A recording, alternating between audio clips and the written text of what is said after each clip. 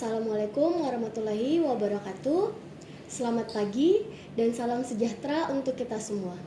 Perkenalkan, saya Andi Weten Rifati Masingkeruang, SMMM, salah satu dosen program studi S1 Bisnis Digital, Fakultas Bisnis dan Keuangan, Institut Bisnis dan Keuangan Nitro Makassar. Perkenankan, saya kali ini untuk menjelaskan mata kuliah yang saya ampuh, yaitu mata kuliah Financial Technology dengan menggunakan metode DIA, Delivery, Interaction, and Assessment. Mata kuliah Financial Technology merupakan mata kuliah wajib bagi mahasiswa semester 4 dengan bobot sebesar 3 SKS dengan kode mata kuliah yaitu 342 EM. Mata kuliah ini membahas konsep tentang dasar financial technology yang meliputi pokok bahasan tentang financial technology, keuangan perbankan dan non-bank, sistem pembayaran digital, blockchain, cryptocurrency, etika fintech, regtech, dan subtech. Sistem perkuliahan yang digunakan dalam mata kuliah ini adalah DIA, Delivery, Interaction, and Assessment, di mana yang dimaksud dengan delivery adalah dengan memberikan materi yang dibagikan ke mahasiswa baik secara tatap muka dan materi yang dapat diakses secara mandiri melalui e-learning IBK Nitro. Terkait interaction, bukan hanya dosen sebagai pemapar materi, tetapi kami menerapkan sistem SLC yaitu Student Learning Center. Student Learning Center ini adalah metode pembelajaran di mana kami menjadikan mahasiswa sebagai objek pembelajaran agar lebih belajar mandiri aktif, kreatif, dan tentunya inovatif. Kemudian ada komunikasi dua arah, interaksi antara mahasiswa yang akan bertanya kepada dosen, kemudian diskusi kelompok. Pada interaksi ini kami juga menggunakan platform yaitu LMS Nitro. Kemudian untuk asesmen ini adalah bagaimana bentuk pembobotan penilaian terhadap mahasiswa. Pada penilaian ini kami sampaikan di awal pada saat akan memulai perkuliahan, yaitu pada saat kontrak perkuliahan. Kami sampaikan bahwasannya ada pembobotan ataupun ada indikator-indikator penilaian yang kami terapkan, yaitu yang pertama kehadiran sebesar 10%, kemudian keaktifan 40%, serta UTS, ujian tengah semester dan ujian akhir semester masing-masing 25%.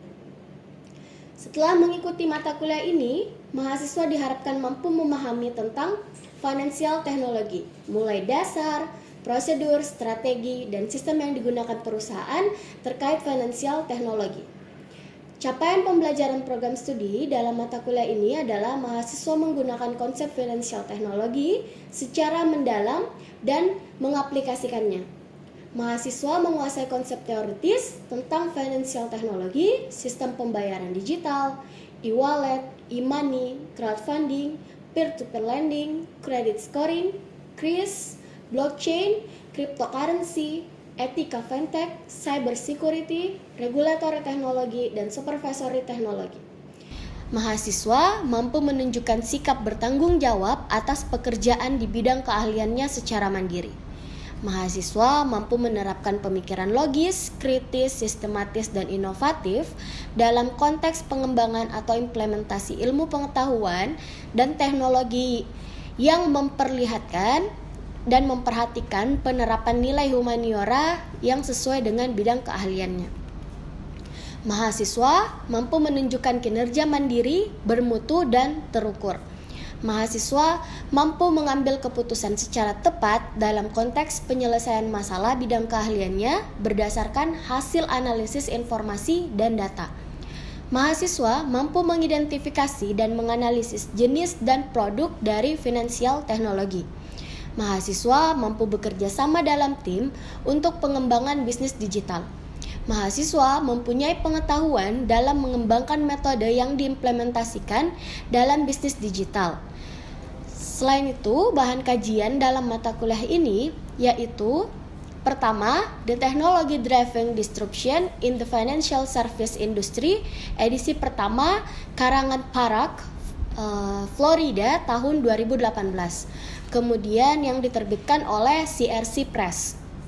Yang kedua, Fintech Innovation, Essence, Position, dan Strategi karangan Wardana tahun 2022, penerbit Media Science Indonesia. Dan yang terakhir adalah The Fintech Book, The Financial Technology Handbook for Investor, Entrepreneurs, dan Visionaries. Pengarang Susan Kristen dan Janos Barberis tahun 2016, penerbit Wiley. Untuk video pengajaran mata kuliah Financial Technology sebagai berikut. Assalamualaikum warahmatullahi wabarakatuh. Waalaikumsalam warahmatullahi wabarakatuh. Bagaimana kabarnya adik-adik mahasiswa? Baik. Gimana hari ini? Ada yang masih ingat pertemuan sebelumnya kita membahas mengenai ekosistem fintech. Ekosistem fintech ada berapa? 5. Siapa yang bisa sebutkan? Silakan. Baik, saya Lamsara Maharani. Fintech itu ada 5. Yang pertama, fintech startup seperti crowdfunding. Yang kedua, ada government atau pemerintah, yaitu untuk membuat kebijakan. Yang ketiga, traditional financial institution seperti asuransi. Yang keempat itu ada financial customers seperti user. Dan yang terakhir, yang kelima, ada teknologi developers seperti cloud computing. Oke, baik. Terima kasih, Tera. Kemudian di pertemuan hari ini kita akan membahas mengenai sistem pembayaran digital. Apa itu sistem pembayaran digital? Sistem pembayaran digital adalah sistem yang bersifat contactless, paperless, dan cashless. Nah, spesifik kita membahas mengenai KRIS atau QR Code Indonesian Standard. Apa itu KRIS? KRIS adalah standar pembayaran yang diinisiasi oleh Bank Indonesia dan ASPI, Asosiasi Sistem Pembayaran Indonesia. Tagline-nya apa? Mereka mengusung konsep unggul, universal, gampang, untung, dan langsung. Teknologi QR gambarannya seperti ini. Pemilik hak paten dari QR yaitu Denso Wave Inc. di mana bentuknya seperti ini. Not yang saling terhubung. Tujuannya apa? Si QR Code ini bisa menghubungkan kita ke link website, bisa sebagai media marketing, bisa sebagai entertainment, bisa sebagai media payment atau pembayaran, bisa juga sebagai commercial tracking system, dan bisa sebagai product label, dan bisa juga berfungsi sebagai media transfer. Karakteristiknya apa? Ada 3. Yang pertama, kapasitas data yang lebih besar dibandingkan barcode horizontal. Yang mana itu barcode horizontal? Barcode horizontal itu yang biasa kita lihat di produk-produk yang kita konsumsi. Ini yang dimaksud dengan barcode horizontal. Nah, kemudian bedanya dengan barcode horizontal adalah kemampuan untuk dapat dibaca walaupun 30% code-nya itu rusak atau kotor. Nah, kalau barcode yang horizontal ini, kalau dia misalnya warnanya pudar, itu besar kemungkinan tidak terbaca. Sementara kalau QR itu masih ada kemungkinan 30% bisa terbaca. Kemudian apalagi kelebihannya? Dia dapat dibaca dari berbagai arah. Jadi walaupun kita nge-scan dari samping, dari atas, dari bawah, itu dia tetap terbaca.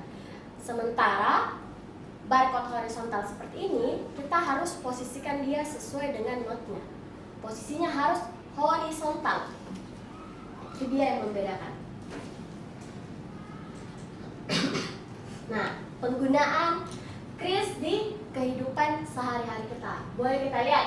Yang pertama, kris bisa digunakan sebagai alat pembayaran atau media transfer ketika mau sedekah di masjid. Kemudian nih penjual cilor. Penjual cilor zaman now sudah tidak menerima uang tunai. Penjual cilor sudah cashless. Ada barcode di gerobaknya. Kemudian nih pedagang batik, pakaian, ada barcode-nya. Ibu-ibu yang jualan di perahu membayar pakai kris. Dia menyediakan barcode di handphonenya. Apalagi? Mbak jamu. Dia menjadikan barcode-nya dalam bentuk ID card. Nah, kalau mau bayar dia tinggal perlihatkan. Kemudian ada Starling. Penjual kopi keliling. Sama seperti yang tadi. Kemudian ada Basnas, ada penjual gorengan, penjual pakaian, dan minuman di mesin otomatis. Sebelumnya di mesin otomatis kita pakainya apa? Kalau mau beli minuman? Pakai koin. Ada yang pakai uang kertas juga. Sekarang itu sudah berubah, berganti menjadi QR. Siapa saja pihak yang terlibat dalam penyelenggaraan QR? Ada PJSP, Penyelenggara Jasa Sistem Pembayaran. Ada GPN, Lembaga Gerbang Pembayaran Nasional. Dan yang ketiga ada penyelenggara penunjang. Instrumen yang digunakan. Instrumen yang digunakan ada alat pembayaran menggunakan rekening dan alat pembayaran menggunakan digital. Alat pembayaran menggunakan rekening ada bank account, ada kartu ATM atau debit, ada kartu kredit. Alat pembayaran menggunakan digital ada UA server. Kemudian kanal pembayaran ada share delivery channel, ada proprietary channel. Share delivery channel ada ATM, edisi dan QR. Sementara proprietary channel itu ada mobile banking dan internet banking. Apa perbedaannya? Oke, ada yang bisa? Perbedaannya, share delivery channel itu bisa diakses dan bisa digunakan oleh banyak orang. Sementara kalau proprietary channel itu lebih apa? Lebih private, digunakan hanya satu orang atau satu individu. Nah, di share delivery channel ada ATM, edisi dan QR. Proprietary channel ada mobile banking, internet banking. Sampai sini ada yang mau ditanyakan? Ada yang masih kurang paham? Ya, oke, silakan. Ya, oke, silakan deh. Perkenalkan, nama saya Muhammad Farhan Ardiansyah dengan NIM 222902.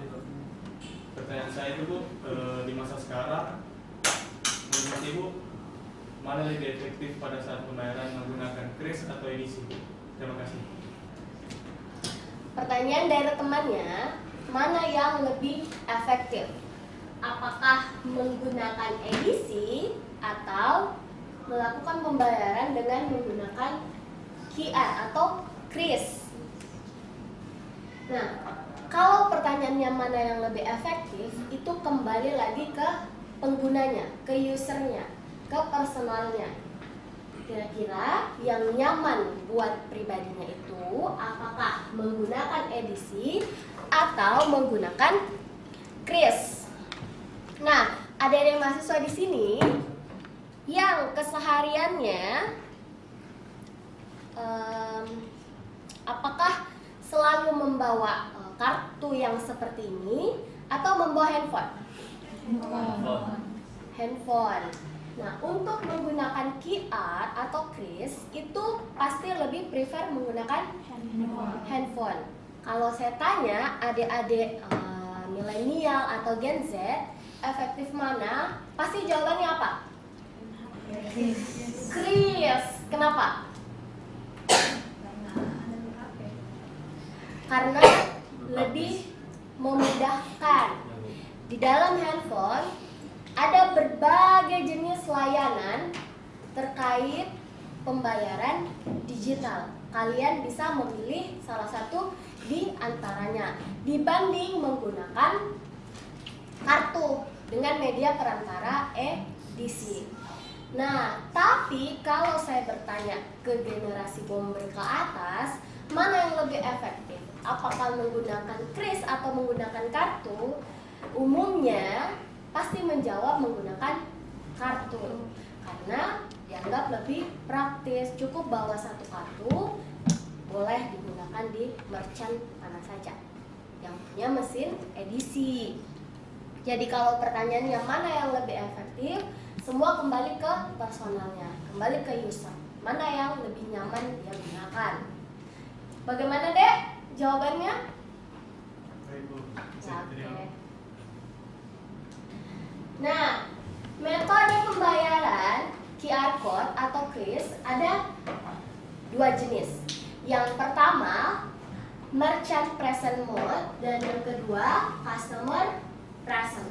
Atau biasa kita sebutnya yang ini MPM, yang ini CPM. Apa perbedaannya? Kalau merchant present itu transaksi dilakukan dengan push payment, di mana transfer dari akun nasabah di penerbit. Kemudian membutuhkan standar untuk QR. MPM tidak memerlukan investasi besar. Kenapa? Karena dia hanya perlu mencetak QR code. Dia tidak perlu lagi mengadakan mesin edisi. Si MPM ini biasa digunakan oleh UMKM. Nah, yang mana itu, Dek? Stiker QR yang biasa tertempel. Ketika kita, user yang melakukan scan ke QR itu masuk ke merchant present. Dia MPM. Nah, terus gimana dengan yang customer present? Customer present ini transaksi dilakukan secara full payment, di mana merchant melalui acquirer menagihkan pembayaran ke akun nasabah. Jadi merchant yang menagih ke akun nasabah. Kemudian boleh pakai QR standar, boleh scanner, boleh aplikasi POS atau point of sales. Membutuhkan investasi untuk membeli scanner, mengkonekkan dengan aplikasi POS, dan perlu edukasi yang komprehensif. Maksudnya apa? Kasir-kasirnya itu diedukasi bahwa kalau ada pelanggan yang mau transaksi dengan metode ini caranya. Kemudian apa lagi? Untuk CPM ini itu sesuai dengan jenis usaha menengah dan besar. Jadi kalau yang tadi menengah dan kecil, kalau ini menengah dan besar. Oke, contohnya apa? Ada yang pernah belanja di Matahari? Nah, ketika kalian mengatakan bahwa boleh nggak bayar pakai QR, itu pasti kasirnya yang melakukan scan barcode di akun kita. Jadi bukan kita yang nge-scan, tapi akun kita yang di-scan pakai alat scanner. Nah, apalagi yang membedakannya? Kalau MPM, kita user yang menginput nominalnya.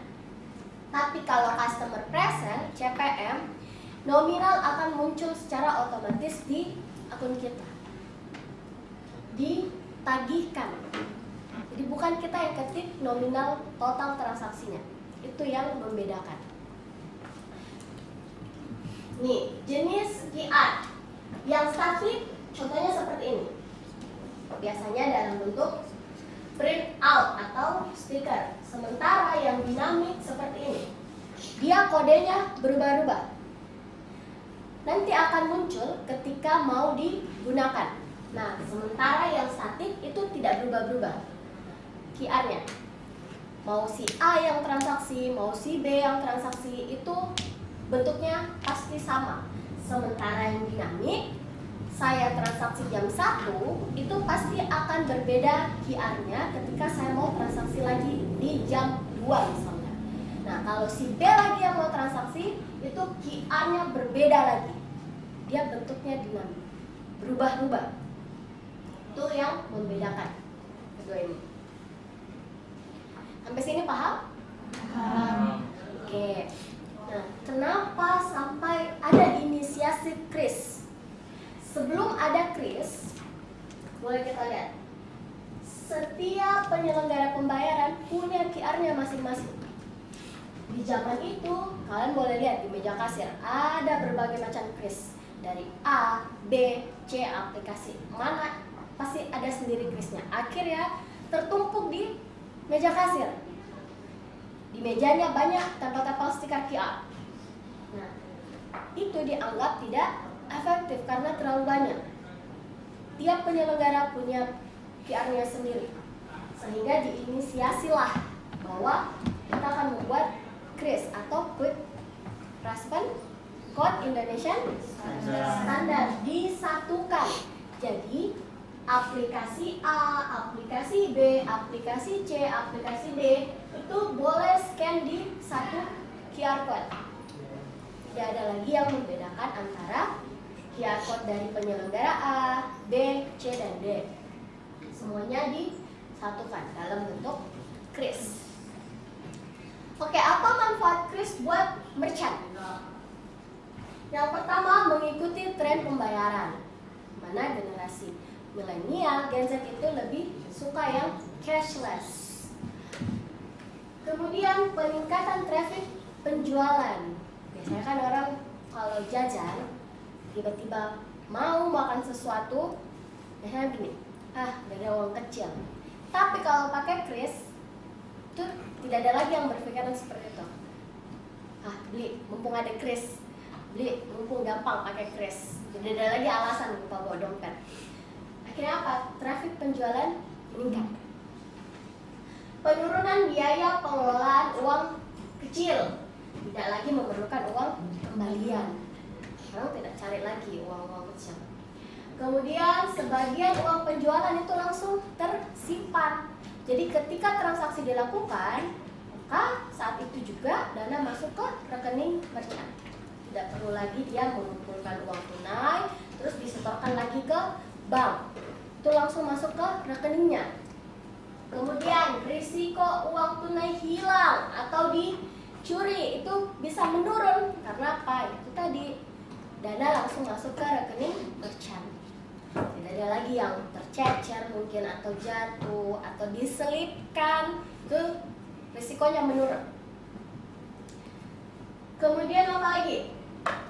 Risiko rugi karena pembayaran dengan uang palsu. Biasanya kalau lagi banyak pembeli, itu kasirnya agak kerepotan. Tidak lagi nge-scan, tidak lagi ngecek ini uang asli, uang palsu. Karena banyak yang antri.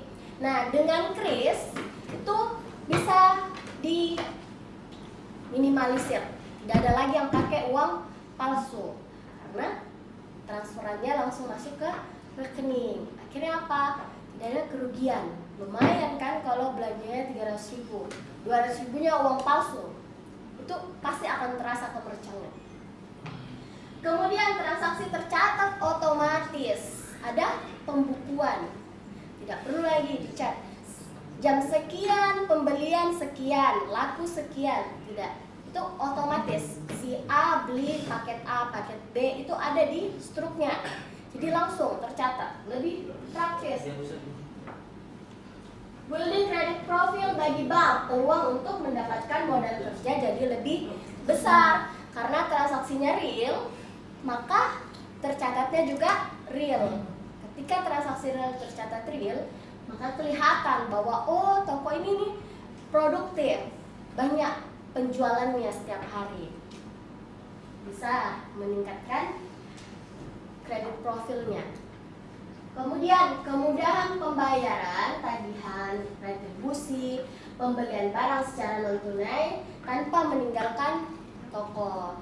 Jadi Jadi kalau dana sudah masuk ke rekening merchant mau beli lagi bahan baku, dia bisa melakukan langsung transfer ke suppliernya misalnya. Tidak perlu lagi dia datang kemana bawa uang tunai.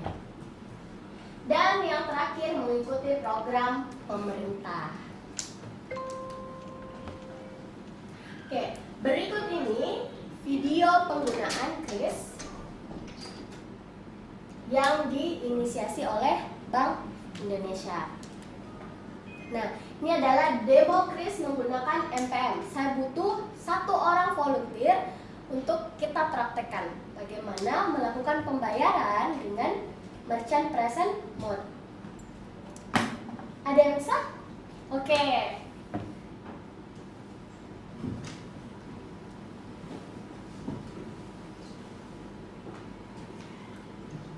Bentar, sini saya transfer dulu dananya.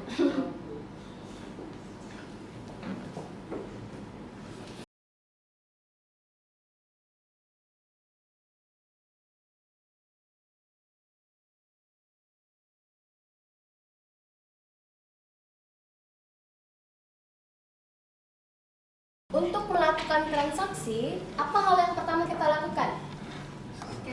Membuka aplikasi. Kita mau pakai aplikasi apa? Itu boleh pilih. Kemudian setelah membuka aplikasi, di aplikasinya kita pilih metode apa? Metode scan. Jadi kalau ada tulisannya scan atau dia bentuknya kris, itu boleh diklik. Nah, setelah mengklik tombol scan, apa yang muncul? Kamera kalian langsung otomatis aktif. Oke, setelah kamera aktif, apa yang dilakukan? Oke, melakukan scan QR. Boleh?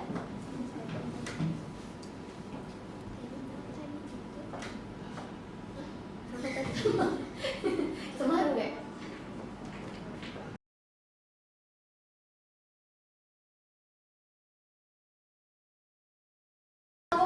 Scan, apa yang muncul? Nominal dan password transaksi. Masukkan nominal sesuai yang kita belanjakan di merchant. Setelah memasukkan nominalnya, maka apa lagi selanjutnya? Kita masukkan password mobile banking kita dan selesai.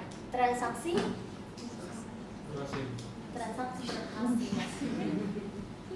Oke? Oke, silakan deh. Rata-rata milenial dan Gen Z itu sudah hafal. Nah, reminding terakhir ya, pengingat yang perlu kita perhatikan ketika nge-scan kris. Yang pertama, hanya ada QR di merchant kris. Kemudian apa lagi? Ada logo GPN-nya. Ada logo krisnya. Kemudian pastikan ada nama merchant.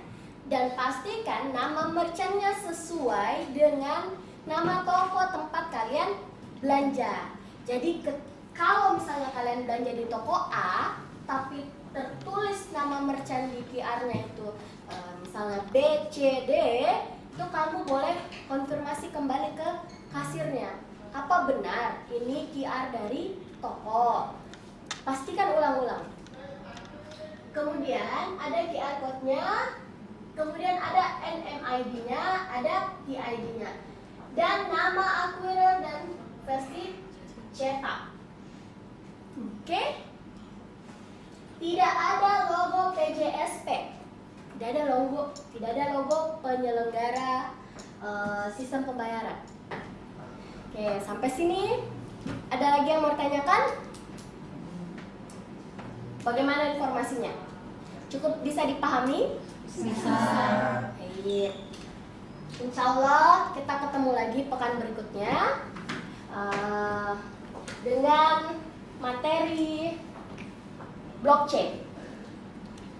Oke, kalau begitu saya akhiri pertemuan hari ini. Saya ucapkan terima kasih. Assalamualaikum warahmatullahi wabarakatuh. Waalaikumsalam warahmatullahi wabarakatuh.